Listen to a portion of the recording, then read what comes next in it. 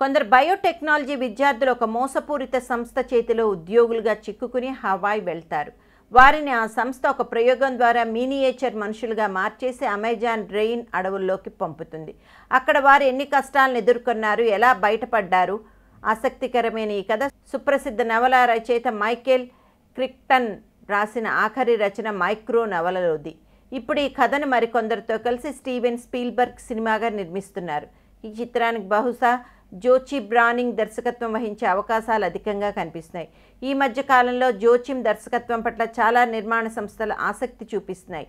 ఆయన ఎసెన్స్ శాండ్బర్గ్తో కలిసి దర్శకత్వం వహించిన Pirates of the Caribbean Dead Men Tell No టేల్ను చిత్రం మే 26న విడుదలవుతుంది. దీనిపై ప్రపంచవ్యాప్తంగా చాలా అంచనాలున్నాయి. ఈ చిత్రంతో పాటుగా జోచిమ్ టామ్ క్రూజ్ నటిస్తున్న వార్నర్ బ్రదర్స్ వారి మెథ్యూసాలే చిత్రానికి దర్శకత్వం వహిస్తున్నారు. ఈ రెండూ కాకుండా యూటీఏలో బ్రీల్ స్టీన్ సంస్థల చిత్రాలకు జోచిమ్ దర్శకత్వం వహించాల్సిందే. ఆయన ఇంత బిజీగా ఉన్న మైక్రో చిత్రం దర్శకత్వం కూడా ఆయనకే అప్పగించాలని స్టీవెన్ స్పీల్బర్గ్ సొంతమైన యాంబ్లిన్ ఎంటర్టైన్మెంట్ వారు భావిస్తున్నారు.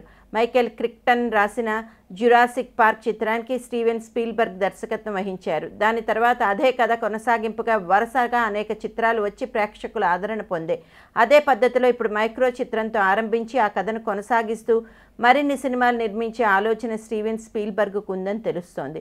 2008లో చనిపోయిన మైకేల్ క్రిక్టన్ అసంపూర్ణంగా వదిలేసిన మైక్రో నవలను రిచర్డ్ ప్రెస్టన్ 2011 నాటికి పూర్తి చేశారు.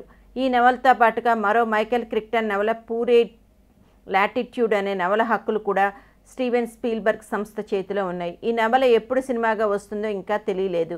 మంచి సైఫై థ్రిల్లర్ ఎలిమెంట్స్ అన్నీ ఉన్న మైక్రో చిత్రం ఇప్పటి ట్రెండ్ ప్రకారం సూపర్ ఫిల్మ్ అవుతుందనే నమ్మకాన్ని స్పీల్బర్గ్ వ్యక్తం చేస్తున్నారు.